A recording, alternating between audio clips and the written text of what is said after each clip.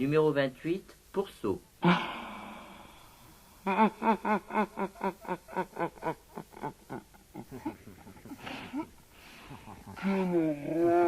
Pourceau.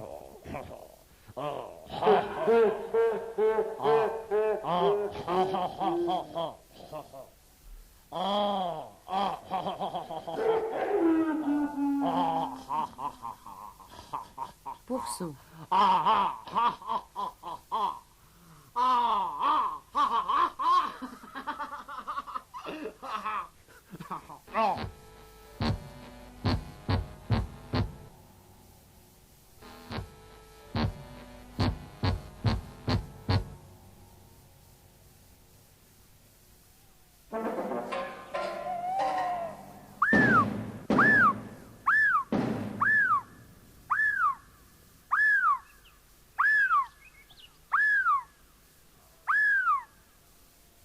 Je m'étais endormie sur la falaise. Je rêvais que j'étais entrée dans le corps d'un pourceau, qu'il ne m'était pas facile d'en sortir, et que je vautrais mes poils dans les marécages les plus fangeux. J'essayais mes dents sur l'écorce des arbres. Mon groin, je le contemplais avec délice. Pendant la journée, je me battais avec mes nouveaux semblables, et le sol était parsemé de nombreuses couches de sang caillé. J'étais le plus fort, et je remportais toutes les victoires. Des blessures cuisantes couvraient mon corps. Je faisais semblant de ne pas m'en apercevoir. Les animaux terrestres s'éloignaient de moi, et je restais seule dans ma resplendissante grandeur. Quel ne fut pas mon étonnement quand, après avoir traversé un fleuve à la nage, pour m'éloigner des contrées que ma rage avait dépeuplées et gagner d'autres campagnes pour y planter mes coutumes de meurtre et de carnage, j'essayais de marcher sur cette rive fleurie. Mes pieds étaient paralysés. Aucun mouvement ne venait trahir la vérité de cette immobilité forcée.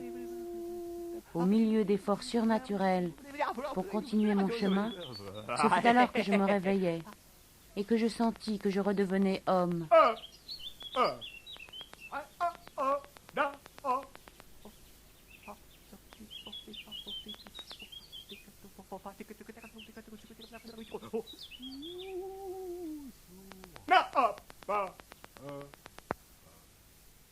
Combien de fois, depuis cette nuit passée à la belle étoile, sur une falaise, ne me suis-je pas mêlé à des troupeaux de pourceaux pour reprendre, comme un droit, ma métamorphose détruite.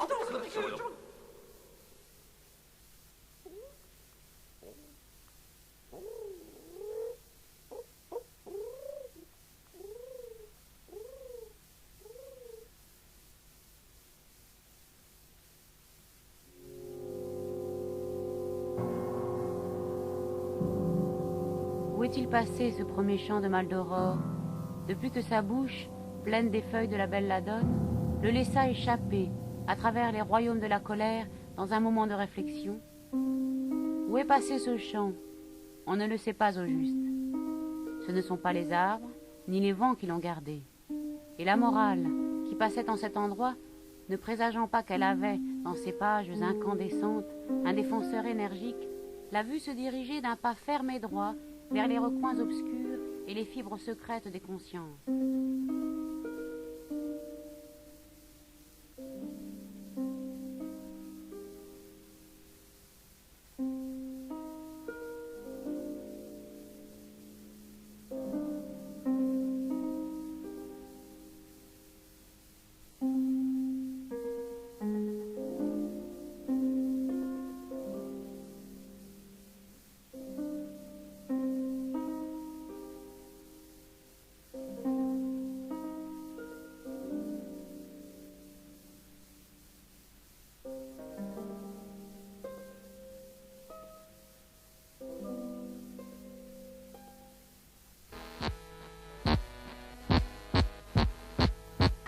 Maldoror.